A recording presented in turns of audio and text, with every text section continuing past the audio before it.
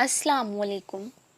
جو رب کنویں سے یوسف کو مصر کے تخت پہ بٹھا سکتا ہے، وہ رب تمہارے غموں کو بھی خوشیوں میں بدل سکتا ہے۔ آپ جانتے ہو یقین کیا ہے؟ جب آپ پوری طرح ہار جاؤ اور پھر بھی مسکرا کر کہو کوئی بات نہیں، وہ رب ہے نا۔ جو قرآن نہیں پڑھتا وہ بالکل بے مزہ اور بے خبر زندگی گزارتا ہے۔ اسے پتہ ہی نہیں کہ صبر کیا ہے، توکل کیا ہے، تقویٰ کیا ہے، اللہ کی رضا کیا ہے۔ آسانی کا انتظار کرنا بھی عبادت ہے، کیونکہ آزمائش ہمیشہ نہیں رہتی۔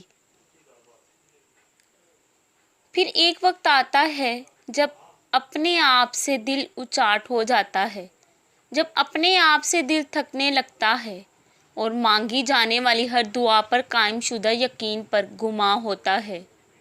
جیسے ٹوٹنے لگا ہو، جب اگلی سانس بھی لگے کہ آخری ہوگی، تو جان رکھو کہ اللہ ہر چیز سے واقف ہے اور جانتا ہے اس درد کے بارے میں جو تم اپنے سینے میں چھپائے ہوئے ہو۔